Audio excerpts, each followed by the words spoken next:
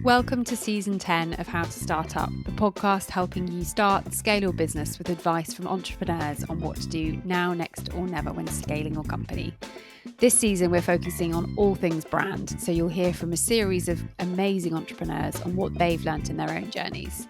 Hosted by me, Juliet Fallowfield, founder of the B Corp certified PR and communications consultancy, Fallowfield & Mason. Our mission is to enable you to own your communications in-house with a long-term view. Edelman recently reported that 81% of consumers need to trust a brand to consider purchasing it. So it is clear that brands who take the time to build impact, education, and purpose into their offering will also build trust with consumers and ultimately increase their sales. In this episode, I hear from Titi Bello, founder of Ori Lifestyle, the luxury haircare brand now stocked in Selfridges and Harrods. Born out of Titi's own experience with hair loss and seeing her daughter develop hair insecurities, Ori Lifestyle now offers high-performance haircare products alongside coaching courses to improve confidence in their customers' hair. Listen on to hear Titi's advice on why building an educational and purpose-led brand is crucial for success. Well, before we get into the detail, because this season's all around branding, but before we get into that, I'd love it if you could just introduce a bit about yourself and a bit about the brand that you have started. So my name is Titi, T-I-T-I, Bello. I started the brand in 2019, but I started as a hair coach. So I started helping women, mums, parents to care for their children's hair, Afro-textured hair. I suppose I came into it having suffered significant hair loss myself and then turned my hair around, and loads of people around me saw that I turned my hair around, and then they started asking me for support, and somehow I started offering services in hair coaching. That's how the brand actually started, and then the products came afterwards. Hair coaching, I never knew that could be a thing. It's a big thing, especially within this demography now. It's a big thing. And it's a big thing because I think there is now a recognition that many Black women just didn't really learn to care for their hair in the ways that our counterparts did. So we culturally would put our hair in braids, we'll go to the salon, they'll wash it, they'll put it in braids. And then in our teenage years, when everybody else was learning how to style their hair, we were putting it in weaves and extensions. And so that culture of actually just caring for the natural hair because of the texture of hair hasn't always been in place. And I think a lot of people are recognizing that actually there's a gap in that skills and the knowledge. And so more and more people are now learning to care for their hair, which is a completely different journey to someone like you, for example, who would have naturally just known how to even shampoo your hair and condition your hair and blow dried your hair. You'd be surprised that during COVID, a lot of women came to procure coaching services because they just did not know how to wash their hair. And it sounds really simple. That's heartbreaking. But exactly, it's heartbreaking, especially when you kind of just go, well, how did we get here? I understand how we got here, but the reality now is things are changing. People want to learn. They want that skill. They want that knowledge. And that's the gap that people like I started to fill. I've interviewed a lot of founders on this series about identifying a problem in their life and wanting to create the solution, but realizing there's lots of other people that need that solution too. But this episode was about creating a brand with impact and really making sure that there is a place for it and a need for it to help people. And I've grown up in the cosmetic industry. I've had various jobs in various brands, but there's a lot of foundations around how you look makes a massive difference to how you feel. Absolutely. And some people could say that's superficial, but it's not. It's your armor. You get up in the morning and how you present yourself to the world. No one else could notice, but how you feel about yourself has a huge impact on your confidence in meetings or what you think you could achieve that day. And especially for women. Absolutely. I love that you said that. It has an impact on how you feel in meetings because you cannot be confident. You cannot show up as your full self when you feel less than. And I think that when we're talking about Afro textured hair, it's so exactly what you said. I'm getting so animated because it really is the crux of one of the things that I'm trying to do. Getting Black women more comfortable wearing their own hair. It transcends just beyond the way they look. It really does affect how they show up. It affects how confident they feel. It affects how at ease they are with themselves. And I didn't realize that until I had to go on the journey myself. So Mm. I've come from a background of wearing a lot of weaves, extensions, putting my hair in braids.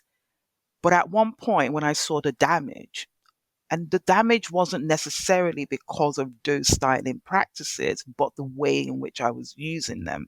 So doing them back to back, not really caring for my own hair. But when I saw the damage, I really decided to confront that damage and repair. But the process of repairing then meant that I had to abstain from those hairstyling, which then meant that I had to confront my own aesthetics with my own hair and become confident in that. And that was a journey. So I didn't stop the weaves or the braids and the wigs and immediately felt confident because my hair was very damaged. So it naturally didn't look its best. But as I began to really take care of it, and it began to thrive. It began to look better. I began to feel better. Then I could wear it out. Then I could feel completely confident. So you're right. It is not a vanity. It's not a vanity point. It is so interlinked with how we show Mhm. up, how confident we feel. And beyond that, I suppose for us Black women as well, it's so important to our any idea of beauty standards that we hold. For many years, and some would argue even till now, the idea of the Afro textured hair in its natural state being seen as equally beautiful, equally luxurious, has not always been the case. And now we're actually beginning to say to ourselves, well, why not? Yeah. That is the journey that I'm on. That's the journey that I'm taking people on. It's not just about the brand. It's not just about selling products. It's about really loving our hair, really becoming comfortable in our own skin and becoming comfortable in our own beauty. Yeah. And saying it is as good as any other. The strive for quality is horrifically awful, as we all know. 2.5% of VC funding goes for female founders, 0.05% goes to Black female founders. Yeah. And everybody has proven that if women start businesses the same rate as men, the entire GDP of this country is going to be better off. It's just such an obvious thing to encourage people to do. But on the battleground that you're at of trying to raise up voices and empower people to get there, have you had many barriers to entry to starting your business and doing this work? A lot of people will say barrier to entry in beauty is quite low. It is and it isn't. Well, product is expensive to produce. I'm a service-based business, so I opened a laptop and started and then tried to work it all out. But product involves cost of goods, materials, shipping. Absolutely. Yeah. And even if you have the funding and capital for all of that, marketing is crucially important. Yes. I think when I started the business, I was a little bit naive. Of course, I have great products, you put it out there and people would just buy it. But that's just not the way the modern world works, right? You need marketing, you need visibility. Those things make things difficult. And even exactly as you said, producing goods is expensive. Coming up with formulas is expensive. Mm. Finding people who want to work with a small business on maybe a small minimum quantity orders, that's difficult as well. So it's not as easy as many people say, but it's possible. It's possible because I've done it. And I've done it without a lot of money to start off with. You saw the need for the products.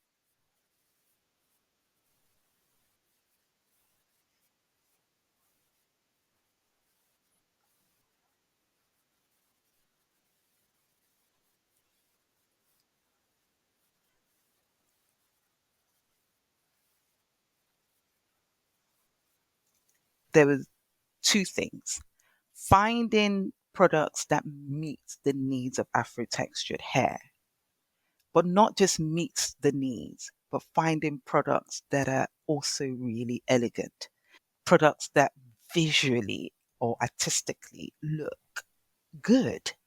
So people say, my market is saturated. It's true. There are loads of brands on offer to consumers, but are they functioning really well? Do they look good? Do they smell good? Are they elegant? I find that we're getting there, but we're not exactly there yet. So, what I really wanted to do was develop products that were very effective, but smelled good and looked good and didn't leave the hair feeling heavy or weighed down. But there aren't. I mean, traditionally you would have, the products that will cater for us, but they are, in my opinion, a lot of them are heavy. They are oily. They are not as elegant as I thought our hair deserved. That's what we're doing now with Uri Lifestyle. We're making sure that the products are functional, but they also tick all those boxes because I love skincare, for example. And in skincare, I have amazing products on offer, not so much in my own demographic of Afro textured hair. And I was really keen to do something different. But, I also wanted to have things like products that you can use for your hair and your skin. So, for example, we have a clay product. You can use it to clean your hair. It's a shampoo. So, an alternative. So, people that don't want sulfates in their shampoo or any sort of chemicals can use it to clean their hair because it's got research backing as a cleanser. But you can also use it as a facial mask. I really am leaning into that dual product that you can use for multi-purpose products, and especially in these times where people are thinking about costumes, I think it can be a really effective way to actually get into beauty and try new things if you know that you can use it for different things. So that's one of the things that we're trying to do with the brand, as well as the education piece, which is really at the crux of what we do.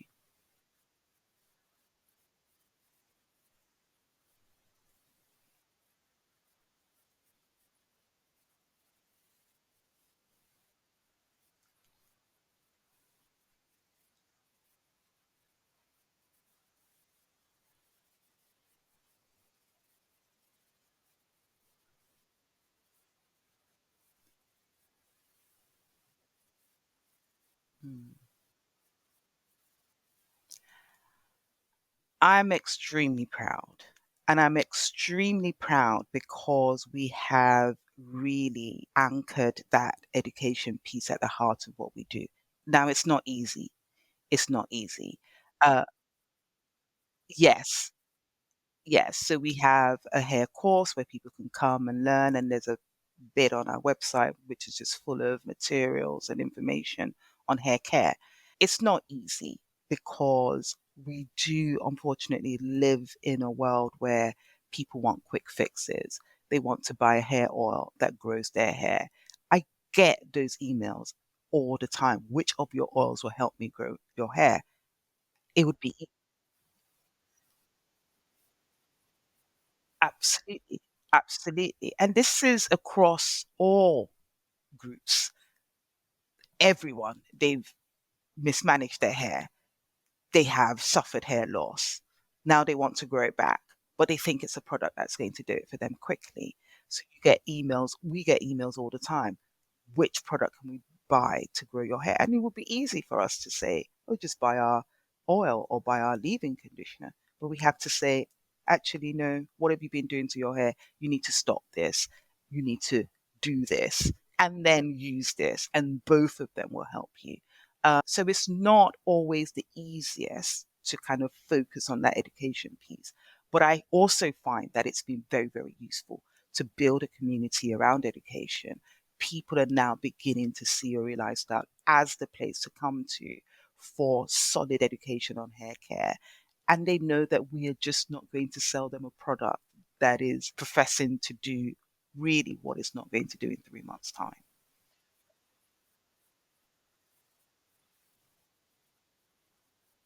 Mm,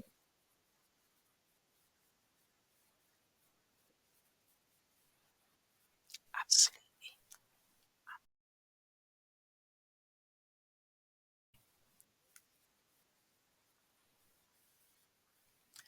Crucial. we are so focused on taking the community along and learning from the community and what they need. Um, we absolutely, absolutely. We have a product launching at the end of the month, for example. I would never have thought that I would have developed anything like that, but for the feedback that we're getting from the community in how to help them care for their hair. So that community piece is crucial. Sometimes they tell us things that we don't want to hear, but we get so much from it. But you've got to invest a lot in it. I know people band around this word community, but we have to invest a lot in it. I have a group of over 200 women on WhatsApp just talking hair care. We have emails focusing on hair education. We have a blog focused on just hair education. So the selling of the product piece, of course, it's a business. It needs to do well, that aspect of it. But we invest so much in the education. And, you know, sometimes it's for the long term. Sometimes we're not going to get the results or we're not going to get some of that investment back immediately. But over time, I'm convinced that that education piece, as long as we get it right, is going to be the thing that marks us apart from other brands.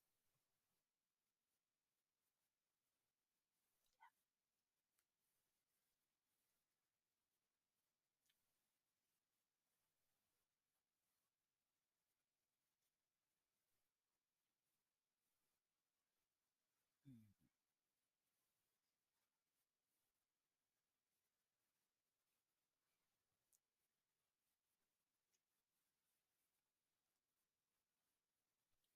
absolutely. Absolutely. So you can imagine with the hair course, we take people on a journey for 6 months. Now, some people say, why am I coming to learn about hair for 6 months? Because it will take you that long. You're learning a new skill.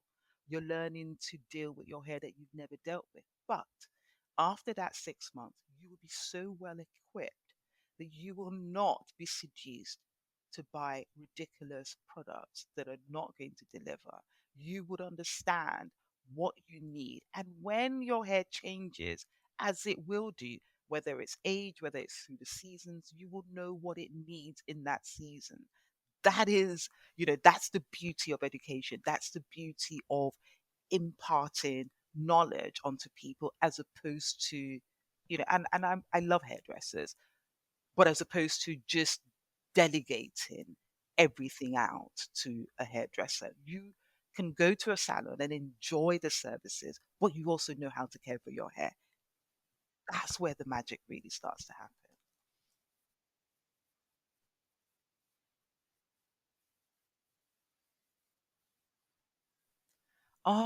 It's what drives founders on. Like, it's so motivational. There are times where I look at figures or I look at what the numbers are saying, and truthfully, I can feel so dejected, but for the purpose. And then somebody sends me an email. Oh my God, look at my daughter's hair after 3 years. I can't believe what you've done for me. Or a female says, I did go to that dermatologist, or I have had the hair transplant. It's going amazingly well. That's why we're here. That's what drives us forward. Or sometimes when I get those messages and they say, I wore my hair into the office for the first time. I I mean, that's what I'm here for. That is everything. That's what I'm here for. Or I am actually going to wear my hair on my wedding day. That is something that I wasn't able to do on my wedding day. One of the biggest hair regrets that I have till today. So when we help people to do that, that's the purpose. That's what that's what the business is about. It makes it all worthwhile and equips you to work through the difficult bits and the challenges.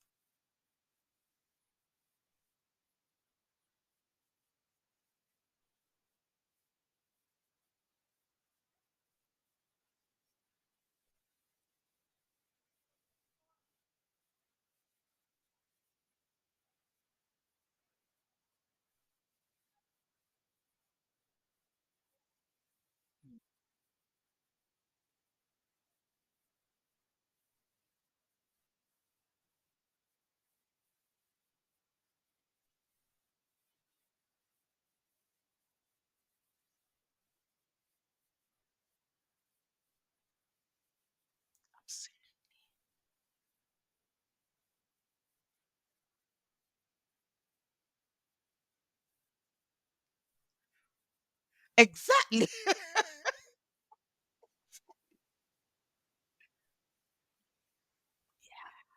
Yeah.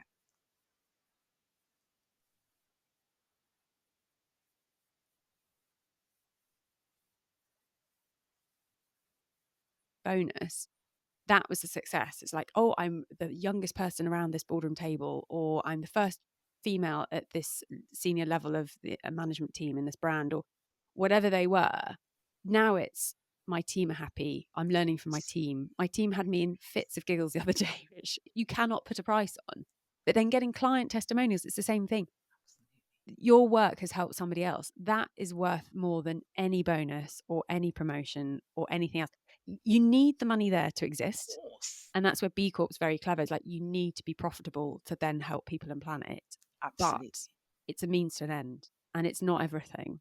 So for you, what would you advise a new founder who's thinking about starting a business that wants to do something with real impact? Like, is there research they should do, or what would be your tips and tricks for them to just take that leap? I think go in with your heart. And I know a lot of people, the figures, the data, but go in with your heart. I wanted to start this business. It was all about what people will benefit from this. I thought that people just weren't caring for their hair because they didn't know how to. And it's true, they just didn't know how to. Go in with your heart, even if everything is not making sense in terms of the data, the figures, the numbers. But there has to be that heart piece. And I know for some people it sounds really soft, but I really strongly believe that there has to be. And businesses that will stand the test of time and the businesses that stand out, I do believe they have a heart. There's a purpose behind it. There's something beyond money that's driving it. There's even a flair or flamboyance. When I started the brand, I made this mistake of wanting to make it visually look like, the big brands are very clean. And within Mm. a year, I looked at it and said, it didn't speak to me, the aesthetics of it. So we changed our branding immediately. Everyone told me at the time that it was ridiculous to change branding within a year. It would confuse people. But your heart was telling But you, my heart was telling me it just does not really represent you. And really, it's not giving you any joy every time you look at your packaging. So we changed it. We changed it and we changed it to really what I like. well, and you know, it's so joyful. I encourage anyone to look at your website because the packaging alone is a keepsake. You could cut it out and make it into a beautiful gift card. It's Absolutely. so gorgeous. Absolutely. And I was like, Titi, you love colors, you love design, you love fashion, bring it all in. We did. And within a year, Selfridges picked it up, Harrods picked it up.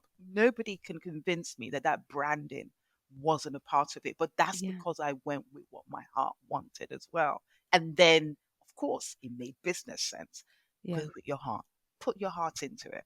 Well, and that passion as well. Someone, when I started, they said, by the way, you're never going to not think about your business now. You're going to, like in a shower, be worrying about a client. When you go on a run, and it's so true. But that's why you have to bloody love it. It has to be Yes.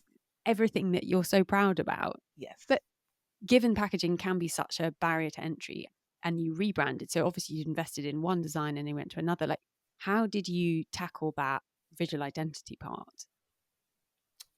We started with what do we want it to say? And you picked up on it's joyful. That is it. I want you to look at the branding and feel and understand the joy and the love. And the joy and the love is not for the design, it's for Afro textured hair. That's what I meant in the beginning when I said aesthetically, sometimes I look at other brands in this category and I'm like, what are you doing? You know, why does it need to be, I'm sorry, but why does it need to be ugly? Why does it need to be Anything but frumpy? absolutely fabulous. Absolutely. So I think the fact that our branding is fabulous is because I believe Afro textured hair is fabulous. And I really wanted to position it as that because of the struggles that I know some people have. We're actually well thinking that Afro textured hair is beautiful. I wanted to use our packaging to say, no, actually, this hair type is beautiful. This hair type is worthy. This hair type deserves to be on the sexiest shelves of any retailer And celebrated. and celebrated. Yeah. That's what drove the design. I mean, you can see it through and through. It's absolutely stunning. With impact, I went through B Corp last year and it was a lot of work, but they try and measure impact and they will say they can never really 100% know. For you, are you keeping an eye on those testimonials, those feedbacks? Are you looking at your return on impact, as it were? Absolutely, absolutely. So we've, I'll be honest. Before it was more of a feeling. Now we're wanting to actually, have some bit of data behind it. How many people are opening our emails? If it's delivering what they want, if we are giving them the content that they want, more will be opening, right? So we're tracking what people are saying, we're tracking feedback from people. We're still so small as a community that sometimes it's just messages. Messages flood in through WhatsApp, messages come in through our Instagram pages. It's pictures, it's testimonials. It's incredibly smart because they become your biggest brand advocates and they will be doing your PR for you because they're big fans. Yeah. You are absolutely correct. We have at least 5 people. Whatever we share, they reshare. It doesn't matter what it is. They just automatically, I've never come across anything like whatever we share, they reshare. In fact, 2 days ago, I was getting a bit nervous about the new product launch, and I am quite a transparent person. And I said it on my Instagram, not the brand page, but the Mm. other page. And I got so many messages, and somebody said, whatever you launch, we will buy. If I don't like it, I won't buy it again, but I'm buying it anyway the first day you launch. You know, that is Yeah. one of the ways in which we measure impact. That loyalty there is huge. It started in 2019. It's a new brand. To have that brand loyalty is insanely amazing. It's new, but it's come with a lot of work. So it's come with a lot of investing my own energy, time into just talking to people and not trying to sell them things, but having difficult conversations. Sometimes brands shy away from having difficult conversations with consumers, but sometimes I will have difficult conversations online. Do you want great hair in 10 years' time, or do you want to be in a position where you are suffering hair loss? And sometimes these messages are difficult. I mean, Mm. they're hard. And given it's such a personal topic as well, I mean, it's making my day job seem a lot easier because my calling the elephant out in the room is, oh, yeah, no, everybody hates PR and this is why. And I was like, what? It's like, no, people hate PR. And it's like, but you do PR. And it's like, yes, but, and just seeing those scales come off their eyes of like, you're admitting the actual fact of the matter. It builds a much quicker, more rewarding conversation because you said what the pain point is for everybody. Mm. And for you, you've gone through it yourself. You are your biggest ambassador and proof point as to why it works. But that trust element, any beauty brand would kill to have that loyalty that you've built so quickly. Yeah, and sometimes beauty brands also maybe shy away from challenging their audience. I don't shy away from challenging. They challenge me, I challenge them. Yeah. We just did a little campaign in Ghana about conditioning. You know, we're talking about beauty standards, but we all have a role to play in beauty standards. So we should all challenge our own beauty standards and the way that we've been conditioned to believe that certain aesthetics are better than others. I think that if you put in the work, your clients, consumers, your audience are prepared to be challenged, that they will challenge you, and that builds trust. It's come to me in the most exasperating moments where I'm feeling a bit crestfallen and heartbroken that a client may not have listened or I haven't landed my point and they're being quite bullish about something. And I was like, look, come on, if you don't pitch, it's not going to happen. If you don't go to the gym, you're not going to get fitter. If you don't save money, you're not going to get a savings account in the future. Like, it's not rocket science. And they've been taken aback, but they're like, yeah, actually fair. I know I haven't Yeah, pitched. absolutely. I'm like, look, just send the email to the editor. As also small business owners, you can have it. We're in the same boat. We know the trials and tribulations. Mm. It's not preaching to the unconverted, I suppose. So yeah, that helps. Yeah.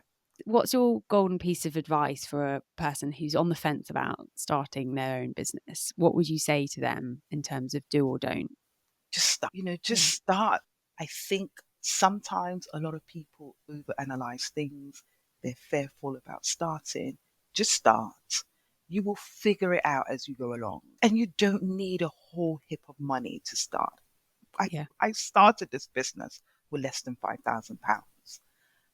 It's possible. And now And you're in Harrods and Selfridges. yes, and I'm not a millionaire yet. And, I love it yet. money, yeah, but I started. You're on the way. We are on the way, but you Mm, cannot be on the way until you started. So yeah. just start. I just think that a lot of people stall, they come up with excuses, they have all these vision boards that they've been visioning, they're on these visioning boards forever. Just start and figure it out as you go along. So what we have is a question from our previous guest for you, and we would love to ask you a question for our next guest too.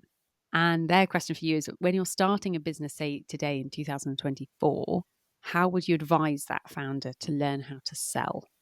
Because Ooh, a lot of people have said no matter what you do, service, product, in a hut in your garden, in a massive office, 80% of your job as a founder is sales. And it's something that I got to grips with really quickly and quite enjoy, but lots of people hate it. Would you have I, any advice on that? I really hate it. Do you? I do. Why? I'm not a natural salesperson.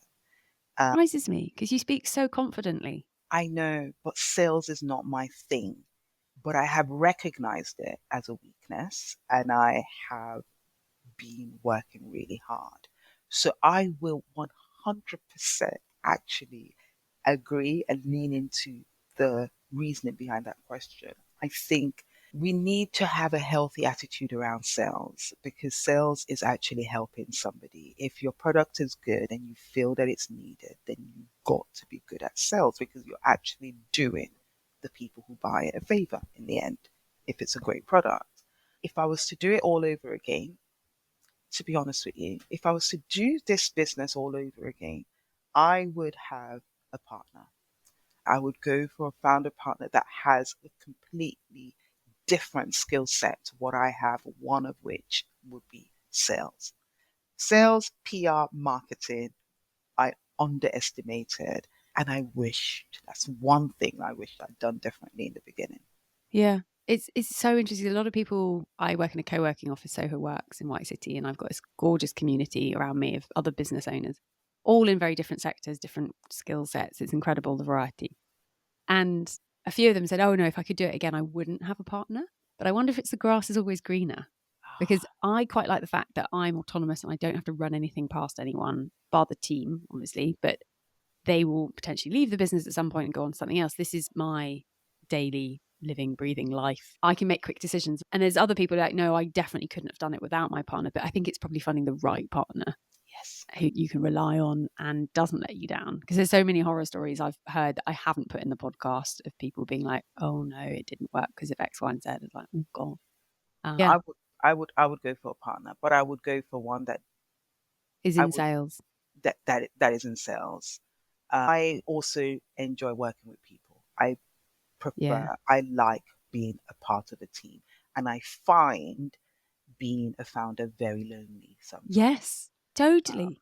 Well, and then layering a podcast for me, which is a one-way conversation when you put it out there and you get feedback occasionally, but it's like, hello, anyone Yeah, listening?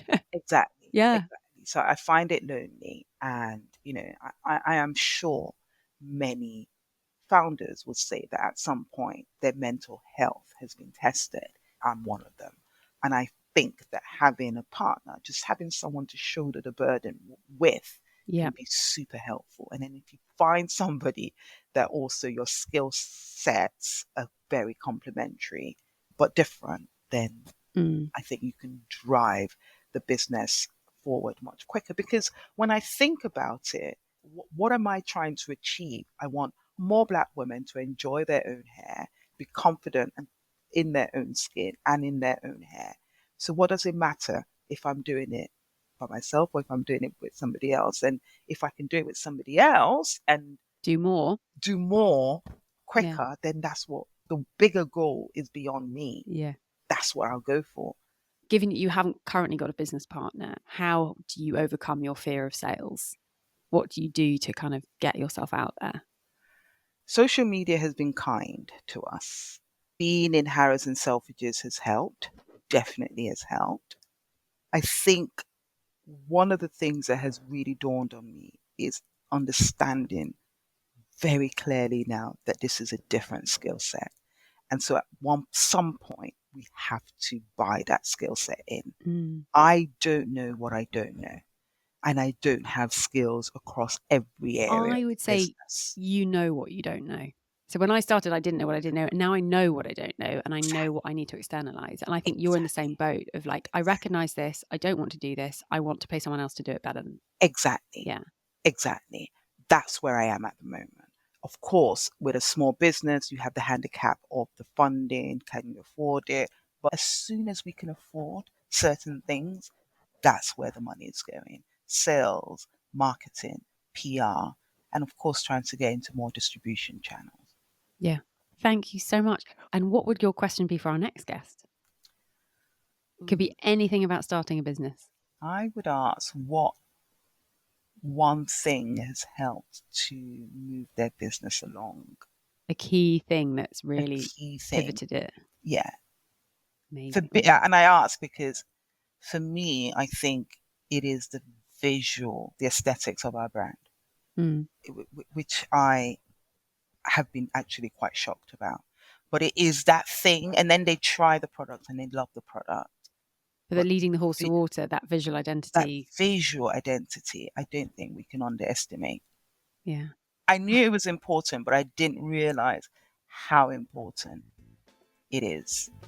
Fantastic. Thank you so much, Titi. It's fantastic to chat to you. Massive congratulations on what you've achieved in such a short time. Thank you so much. And I'm delighted that you're going from strength to strength. Thank you. And I have listened to a lot of your podcasts now since noon. I love them. I absolutely love them. Thank you. That means the world. I do. I really love them. I really hope you've enjoyed this conversation. You can find a recap of all the advice so kindly shared by our guest in the show notes, along with their contact details.